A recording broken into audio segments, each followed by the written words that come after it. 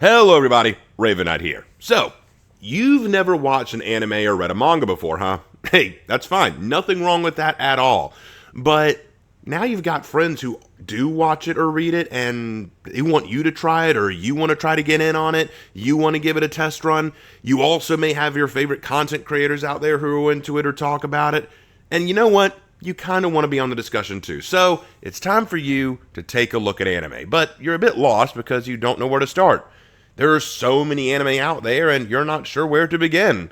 You've heard there are some anime that are kind of iffy and maybe not good, and then you've heard that there are some that are better than others, so what do you do? Where do you begin? Well, don't worry, guys. You've come to the right place. Apparently.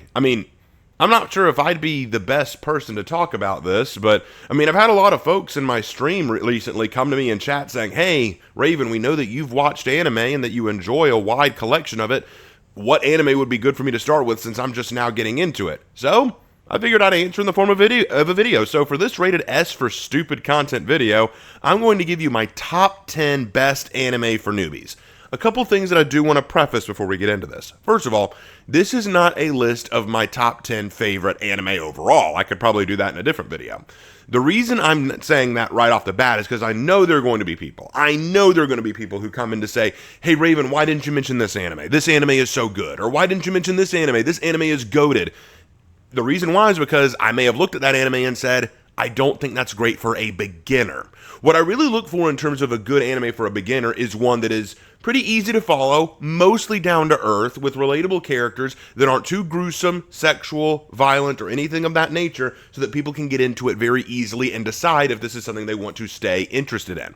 So when deciding on the 10 anime for this, I looked at anime that would appeal to an audience for one reason or another, keep them hooked, and not blow their minds or push them away for one reason or another. So that is how I took a look at this. The second thing I want to say is none of this is in any specific order. I'm just making a list of anime that I think people would enjoy because they are good for a starting anime viewer. Okay? Okay, so with that all out of the way, let's get started with the list of my top 10 best anime for beginners. Starting off, Rurouni Kenshin.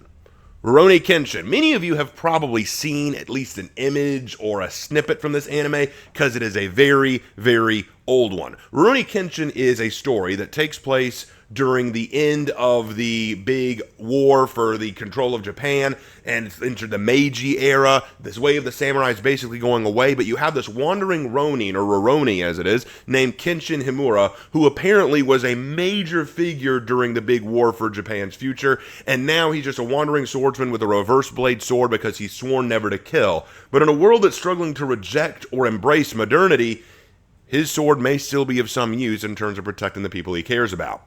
So, what's good and bad about this anime? What's really good about this anime is it will give its audience a view into the basics of old retro-style anime. Like I said, this is an old-fashioned anime. Now, they've been updating it. They've released, I think, a reboot of it, which is far more well-animated, but I think the original is still pretty goated. The English dub is actually pretty good, too. I think you can still get into it, even though it was during an early period of dubbing. It's one of those classic ones that you probably saw on Toonami when you were a little kid, because it was, if I remember correctly, aired on Toonami. The characters are pretty understandable and easy to follow. They're a little two-dimensional at times, but you know what? Overall, I think that they handle it very well. Also, if you're a history nut, you will find it very interesting as it brings up a lot of interesting facts and tidbits about Japanese history. What's bad about it? Because it is a retro anime or an old-fashioned anime, it is definitely a product of its time, and there are going to be some issues with it that you may not find in future anime stuff. Like, for example, I said the dubbing was good, but it's not perfect. There are definitely going to be some problems therein, so you may want to consider watching the Japanese version with subtitles, which can be a little difficult for newbies coming into the hobby. I'll also say that sometimes the pacing of it can be a little weird, but overall, I think it's pretty good. Rurouni Kenshin is a good one to start with. The next one, Spy Family. Spy Family is an absolutely goated anime. True story about this anime, my dad and mom came to visit me and my brother on my birthday one time, and we didn't have anything to do because it was rainy that day, and so I said, hey, let's just watch this anime. It's one that me and my brother enjoy, and if you don't like the first episode, we don't have to watch anything more than that. So we showed them the first episode. My parents do not care for anime. It's not their thing. But after watching the first episode, even my dad had to go, well, now I got to see what happens next. We got to see what the wife looks like, you know, all that stuff. We ended up watching all the way to episode 6 before we finally called it. That was something I never expected to happen. So that was pretty stinking awesome. If that doesn't tell you this is a good one for beginners, I don't know what will. Spy Family is a more modern anime. The story follows a man by the name of Yor Forger, or at least that's the name he says he is. In reality, he is Twilight, a secret agent and spy coming from a certain land that is trying to spy on another land, but he's been given a very difficult task. In order to get close to a man named Donovan Desmond, who only comes out of hiding to attend visits at the local school that his children go to, he has to get a family, enroll his child at that school, and somehow get invited to the special meetings that Donovan goes to so that he can get close to Donovan and figure out what plans he has. That means getting a wife and getting a daughter, while also hiding his identity from the world. He manages to adopt a daughter named Anya Forger, who has a secret of her own. She's a telepath and can read people's minds. She doesn't want anyone to know this because she's worried it means it will hate them, but she's desperate to win the approval of her father, or new father rather, so that she can keep her new family. At the same time, he ends up shanghaiing a wife into the mix named Yor Forger, who, as it turns out, is secretly an assassin. Yeah, this is kind of crazy. So all of them have these secrets that they're trying to keep from each other while also trying to live their own lives, but slowly starting to learn what it means to be a proper family. The good things about this anime is definitely it's cute. It's definitely got a lot of cute factor. There's a lot of really fun, cute, wholesome moments where you're really going to just go daw at the screen. But there are also some action-packed moments. The anime has some excellent animation for its action scenes. One big complaint that my dad used to say about a lot of anime, especially back in the old days of Sailor Moon or Rurouni Kenshin or Dragon Ball Z, is that characters often don't move, but their mouths go up and down. And that's all the animation you get. With Spy Family, you don't get that. Sure, there are some moments where the characters are more still than others, but especially during the action scenes where you want good animation, you get some very stellar looking animation. Even my dad was kind of caught up in it, so hey, that's a plus. Furthermore, I would also say that the anime is very down to earth. Yes, there's a telepathic girl who can read minds, but beyond that, there's not a whole lot out there that's kind of too ridiculous to follow. It jumps the shark, as you would expect any cartoon to do, and there are definitely moments where you're like, okay, that couldn't happen, but overall, it's not one with a lot of laser powers or magical moonbeams or things like that. If you're more of a fan of the more, grounded and realistic anime out there, this one's actually a pretty good one. Number 3, Apothecary Diaries. If you are a fan of history, and you're a fan of mystery, I cannot recommend Apothecary Diaries enough. It is another one of those anime, much like Spy Family, that is very grounded, very down to earth, very believable, but with enough cute factor and realism to really get you hooked. The story follows a girl named Mao Mao. Mao Mao is a young girl during an unknown period of Chinese history who was an apothecary once upon a time. She was kidnapped for her cute looks and sold to the rear palace of the Imperial Palace, where all the consorts and concubines are kept. Therein, she became a simple servant girl until she discovered that there was a secret event going on in the rear palace that was leading to the deaths of all the firstborn children. So she decided to look into it and found out that it was a certain poison. After revealing the nature of this poison, she was found to be far too attentive and intelligent to just be a servant girl. So the leader of the rear palace, a man by the name of Jin Shi, decides to upgrade her position to poison tester for one of the high concubines. This leads her to become much closer to Jin Shi, as well as allowing her to solve several mysteries and goings-on within the rear palace that may lead to changing the empire as we know it. It is an incredibly good anime series and an incredibly good manga series.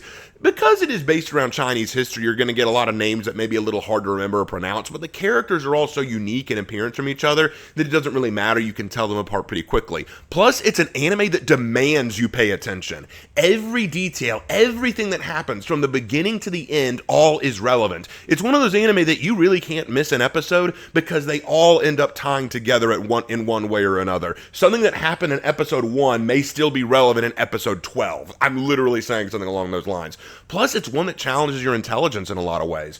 Sometimes you have to really pay attention to Mao Mao because her attention to detail is on the level of Sherlock Holmes. She may notice things that no one else does, bring up scientific facts or medical facts that blow our minds, and you want to look up information about this to see how accurate it is. Literally, there were moments where I watched an episode of the anime and I was like, hold on, is that real? And I had to look it up. It's really fun to get into. Plus, like Spy Family, there are a lot of dark, cute, or wholesome moments. We have a lot of really cool moments of Mao Mao being a little troll or a little demon, but then other times being kind of a wholesome big sister to other characters. There's a lot of fun to it. I will give the warning that because she's dealing with concubines and consorts, the topic of sex is brought up every now and then. However, I will say nothing overtly sexual ever happens. We never see characters actually having intercourse on screen, but the truth is it is heavily implied because, again, you're dealing with concubines and consorts. So consider that before you jump into it, but I still think it's an anime worth watching. Number 4, from Old Country Bumpkin to Master Swordsman. It is a crime that this anime still only has one season, but at the same time it is relatively recent, so I'll forgive them. I love this anime largely because the main character looks a lot like me, and he's also a practitioner of longsword combat, like me, so call me a bit biased. It's not often you get to find an anime character that reminds you of you. You know how people were freaking out that Virtuoso and For Honor look a lot like Wextra? I freaked out because this guy looks a lot like me. It's kind of funny. Anyway, moving on from that.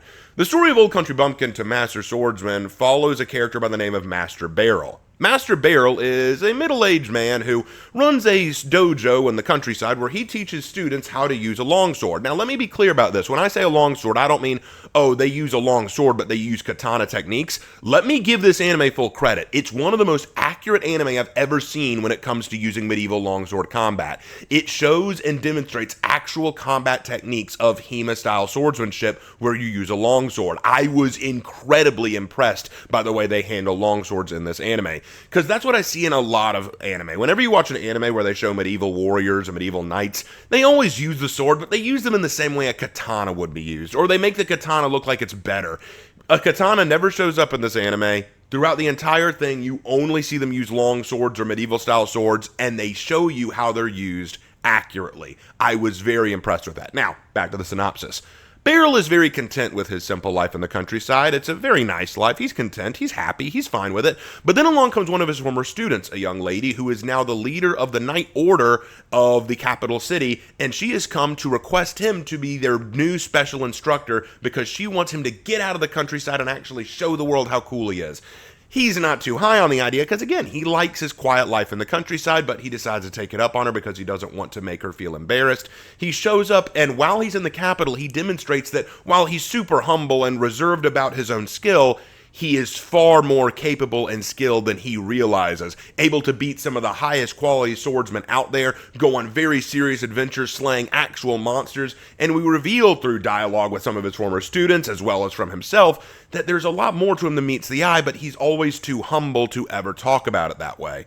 The truth is, he truly is a master swordsman, and it may be a master swordsman who's needed to save his country from an underground threat. It is a very wholesome anime, a lot of really good action scenes, the main character is very likable, and can I just say this, one of the complaints I get from a lot of people who don't want to get into anime is, it's always about little kids doing everything, it's about high school age kids saving the day. This is a story about a middle-aged man saving the day. Now, of course, there's also the concern of, but what if it's another harem anime? There sure are a lot of girls that show up in this anime. Only 2 of the girls seem to have any romantic interest in him, and to be perfectly honest, they handle it in a very mature and very nice way. It very much surprised me in that way. I don't want to give away too much more than that. It is very much worth watching, especially since it's only 12 episodes right now. It's on Amazon Prime. Go watch it. It's really good. Next up, Kaguya-sama Love is War. If you're a fan of rom-com stories or romantic comedies or silly little love stories, this is an anime you must watch. Kaguya-sama Love is War is a very popular, in fact very memeable anime series. The story follows 2 characters at Shuchin Academy who are members of the student council. Miyuki Shirogane, the student council president, and Kaguya Shinomiya, the vice president. Both of them are vastly intelligent, vastly skilled, and set to become some of the greatest graduates who ever left Shuchin Academy. However, there is a difference between the two. One is that that Miyuki Shirogane is a very poor, underclass student who made his way to student council president by his sheer intellect, skill, and wit alone. Meanwhile, Kaguya Shinomiya is one of the most wealthy women in the entire country of Japan, coming from a very prestigious, very prominent family, and she got to her position not just by her intellect and intelligence, but by her family name. The two come from different sides of the world. However, they have one thing in common. They're madly in love with each other. But in the world of high school romances, you can't just come forward and confess your love, right? Because when you confess your love, that's a sign of weakness, and now the person you confess to has control over you.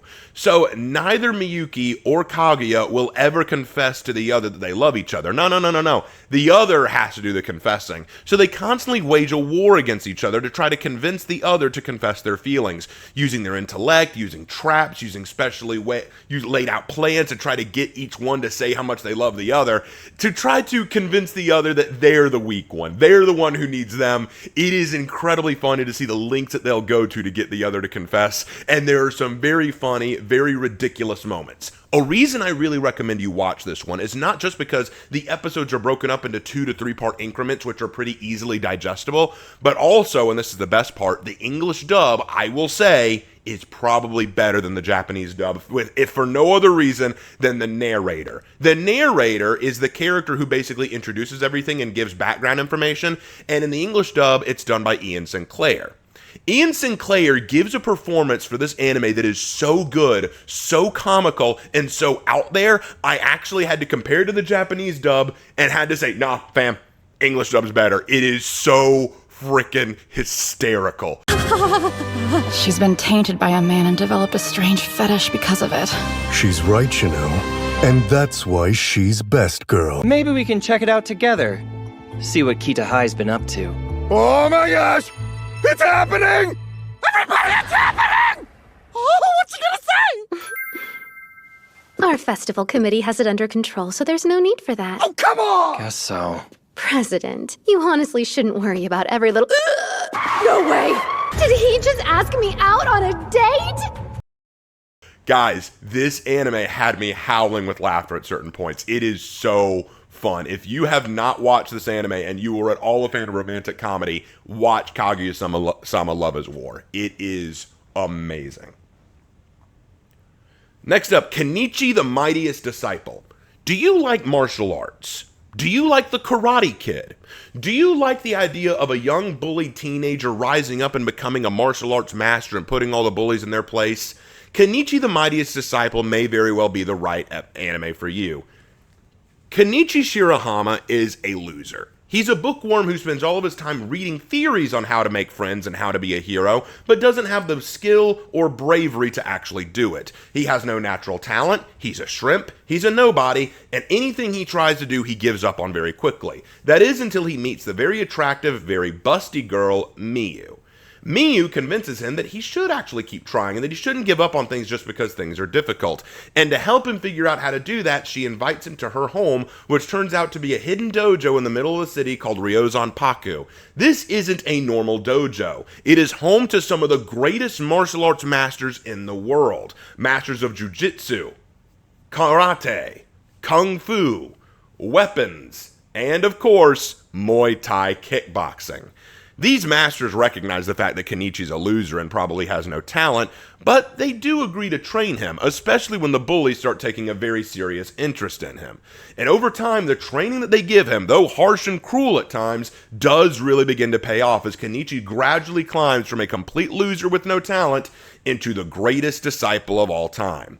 The reason this anime is so good is, again, because if you like martial arts, what I love about this anime is it doesn't make up bullshit martial arts. Look, as someone who's watched a lot of martial arts anime, there are some anime that you'll watch where they just invent a really stupid martial art with supernatural abilities and just try to sell you on it. This one, all the martial arts mentioned are real. Of course, as the anime goes on, they do push these martial arts a little, like trying to develop special abilities these martial arts possess, or maybe make the strength go a little beyond what you would expect average, but then again, they're also drawing inspiration from actual Chinese or Japanese arts and mysticism, so it isn't too terribly bad. Plus, I've always been a sucker for the underdog trope where you have a character rising up from their station to become something better, and that's definitely what Kenichi embodies. It's a fun anime to watch. I will say that because it's 2 seasons, it isn't something you can just sit down and watch in one day and get through it, but it is a lot of fun. The English and Japanese dub are both pretty good, with a lot of very good talent behind them. It is a lot of fun. I will say this also, I would read the manga after you finish the anime, because the manga does continue past the anime, and it is still really, really entertaining, so I would watch that. Absolutely. This is a good one if you like anything that has a lot of action or martial arts in it. I will warn you, though, this is one of those anime, and I haven't brought them up much here, there's a little bit of fan service involved. Not a whole lot, but when you see Miyu, yes, you will say, yeah, her breasts are a little larger than they probably need to be on a girl that age, but don't worry, they don't go too explicit in any scenes. One Punch Man is the next one I want to bring up. We haven't talked about shonen a whole lot, and there's a reason for that. Shonen anime can be very hard to get into. Shonen anime basically translates to manga or anime for young boys. That's what shonen means. It means young man or young boy.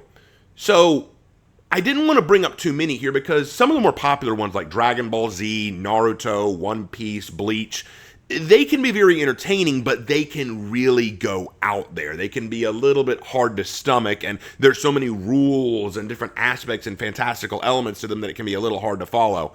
One Punch Man isn't like that. It's pretty down to earth and in some cases even relatable.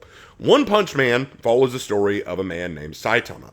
Saitama is a hero as a hobby. He is so powerful, so strong, he can defeat any monster with a single punch, hence the name One Punch Man. But the truth is, he gave up something to become that powerful. His humanity.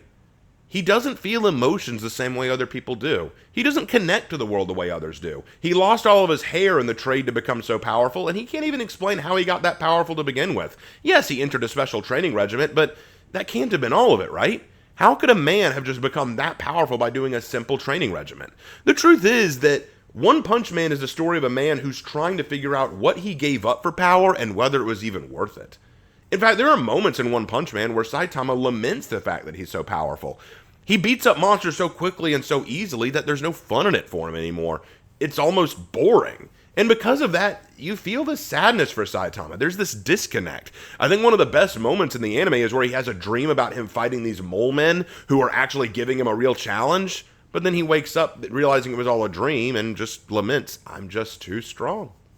Along the way, he meets some other heroes who either look up to him as a master to teach him, like Genos, or a rival, like Speed of Sound Sonic. Saitama has to wonder what he can do with his life since everything bores him. And we start to see maybe he's beginning to refine his humanity through the relationships he makes along the way. The anime has a beautiful soundtrack, it has really good animation, and it's kind of easy to follow.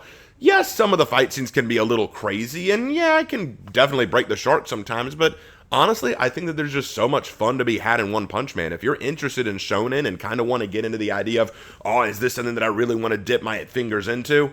One Punch Man is a good one to start with, and if you enjoy that, maybe then you can go into stuff like Naruto or Bleach.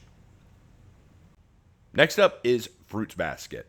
Now, I haven't talked a whole lot about shoujo on here, just like I haven't talked much about shonen. Shoujo is the opposite of shonen. It's anime or manga that's meant for young women or young girls. Now, you might think, hold on, Kaguya-sama Love is War, isn't that a shoujo? Yes, it is. But you see... Well, I honestly think Kaguya-sama is entertaining whatever gender, but Fruits Basket is definitely more intended for young women. Fruits Basket is the story of Toru Honda. Toru Honda is, I'm just going to say it, a bit of a Mary Sue. She's kind of perfect. She's kind of got the perfect attitude. She's always happy no matter what happens, even after her mother tragically passes away, leaving her orphaned. Toru decides to live on her own in the forest in a tent that has all of her personal belongings in it. She still goes to school. She still gets good grades. She makes friends with everyone she meets, even the legendary Soma boy. See, there's this boy at school who's named Soma. And that's an odd statement to make. What's weird about this boy? What's weird about him is he's a pretty boy. He makes great grades, but he's kind of off. And even though girls thirst after him, he doesn't get close to any of them, and people have a lot of rumors about him and the Soma family. Well, just so happens that when a mudslide takes out her tent and all of her stuff in it, She ends up wandering through the woods looking for a place to stay and finds the Soma household, and they decide to take her in. What she doesn't realize, and that she's forced to learn in the morning, is that the Soma family are so aloof and distant because they have a curse. The Soma family are cursed that anytime they are hugged by someone of the opposite sex or get overly stressed, they transform into one of the animals of the Chinese zodiac. This is the secret that they've been having to keep for a very long time, and now they're trusting Toru to keep the secret as well. Toru is willing to keep the secret, but at the same time, she wants to try to help the Soma family not only break their curse, but start to interact with the outside world again. This leads to a lot of drama between her and some of the Soma family members, especially one Soma family member who has a bigger secret. He is the Chinese zodiac for the cat. Yeah, and you're probably thinking there was no cat. Yeah, that's part of it. The biggest problem I can say I have with this anime is, again, Toru Honda isn't that interesting of a character. But the reason I can recommend it for a first-time viewer of anime is it is an excellent way to start into shoujo manga. The kind of anime where character detail is paramount, having a lot of introspection, emotional aspects to it, love relationships, will they, won't they relationships. If that's your kind of thing, then you will definitely get into this. There are a lot of cute moments, there are a lot of emotional moments. There are even times in this, and I will give full credit to this, where it dives into the male characters' perspectives and emotions. In a lot of shoujo that I've seen, the girl characters are the ones that you get really invested in or intrigued with, and the males are just kind of eye candy. In this, it is very much the opposite. While we do understand Toru Honda in a big way, I feel like it hurts her because it just makes her seem more of a Mary Sue. When you look at the guy characters, you actually get an idea of why they behave the way they do. You get an idea of their dynamic with each other, why they have the rivalries they do, why they treat Toru the way they do. It can be very, very entertaining to see how they connect with each other. And so, if you're interested at all in shoujo, Fruits Basket's a good one to start with. Next up, Death Note. You've probably heard the name Death Note. You are probably familiar somewhat with its premise. Yes, it is one of the most popular anime to ever be made, a staple of the anime genre of media and entertainment, and yes, a decent one to start with if you're new to anime, because it is grounded, pretty easy to follow, and if you're a fan of thriller, horror, or any kind of mystery and suspense, this is definitely going to be an anime for you. Light Yagami is the top student in his school. He's got the best grades, he has the best prospects in life, his father's a police chief, and he has a strong moral compass. He believes very firmly in righteousness and the idea of good and evil. Light believes that the world is a dark and twisted place, and only he recognizes that, and if he had the chance, he would fix a lot of the world's problems. He gets his chance when he sees a book mysteriously fall from the sky and pick it up. It's called the Death Note. He reads the rules inside and finds out that if anyone writes the name of someone else in this book, that person they write the name of will die. So he decides to give this a test, even though he doesn't believe it'll work, and it turns out it does work. He tests it again to get a similar result. Light then realizes he has a weapon of mass destruction in his hand, and he puts it to work, systematically killing and eradicating all of the career criminals and convicted felons of the world, exhausting the world's criminal population by a monstrous level, surprising the world entirely, and they all realize someone has to be behind it, going by the name of Kira. This leads to an international investigation into Kira, as well as the arrival of a Shinigami or death god by the name of Ryuk, who used to own the Death Note that Light is using, and is interested in what Light will do with it. The two kind of become partners in crime, although Ryuk points out that this is all just for his entertainment. Along the way, another figure enters the scene named L. L is the world's greatest detective, and he is working to find out who Kira is, and he's already got some suspects in mind. Both he, L, and Light are two sides of the same coin, and the anime revolves around their push and pull tug-of-war game of one trying to catch the other and outdo the other in a very twisted sense of what is morally right and wrong. If you like thriller, this is an anime for you. If you like suspense and mystery, this is an anime for you. If you like dark characters, this is an anime for you. This is not for everyone. But because it's so grounded and pretty down to earth, and again, much like Apothecary Diaries, forces you to be somewhat intelligent and think as you watch it, then this is one that will really test your intellect. Yes, the idea of a death god and books about writing people's name in them and dying is a little bit out there, but compared to other anime out there which can be really, really crazy and a little risque, this isn't too terrible and isn't too outside the norm. So I would recommend Death Note.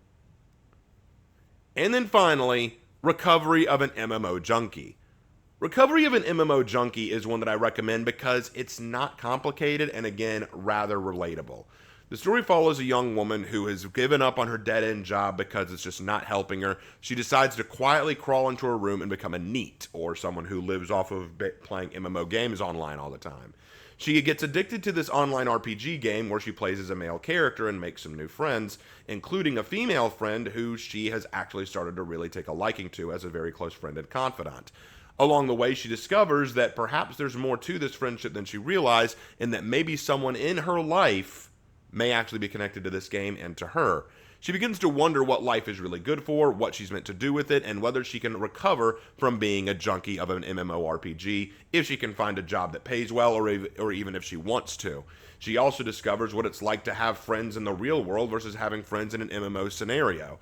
It's a very entertaining anime, it's very cute, a lot of doll moments, and it very much starts to tap into the isekai genre. Now, I wouldn't call this a full-on isekai, because to me, an isekai anime, and if you don't know what an isekai anime is, it's basically an anime where a character goes from our world, the real world, into a made-up fantasy or sci-fi world and lives there.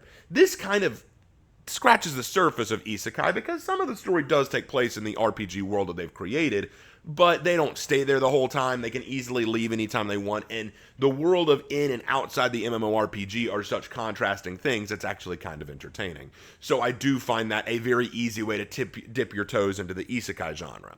However, what I think is so good about this one is it doesn't fall into the isekai genre stereotypes, where the character's always just this Mary or Gary Stu who get everything they want, who have girls lining up to get with them. It's not how that works. This is very much a character study. This is the character study of two individuals, both trying to figure out who the other is, understand the relationship with the other. It's actually really, really gripping and kind of cute. The ending of the anime I hate only because it ends on an open-ended kind of ending, and I'm like, no, give us conclusion. But that just shows how much you enjoy an anime when you really, really want it to end a certain way. But those are my 10 recommendations for newcomers to anime. Did you hear any anime you're familiar with on this list? Did you hear any anime on here that you might be willing to give a try? Now, I know there are going to be people out there who say, why didn't you recommend Dragon Ball Z? Why didn't you recommend Attack on Titan? Why didn't you recommend Berserk? Why didn't you recommend Naruto? Why didn't you recommend One Piece? Aren't those all good? I never said any of them were good or bad. The reason I made the list I did is, again, some of those anime are a little too dark, a little too out there, or a little too hard to stomach for brand new viewers. To give an example, one of our buddies named Forrest was wondering if he should try getting into manga and anime, and he was loaned a copy of Berserk. He had to give it back saying that was a little too much for him. Yeah, just because an anime may be good or enjoyed by a large audience doesn't mean that it's going to be good for every newcomer to anime who wants to get into the hobby. So I offer these 10 for newcomers who want to try something new and may want to see if this is right for them. And if you find one of these anime and you're just not a fan of it, try another one that fits your fancy. I hope that this was a good video for you guys. I hope it wasn't too stupid for you. And as always, I will see you in my next video. Take care.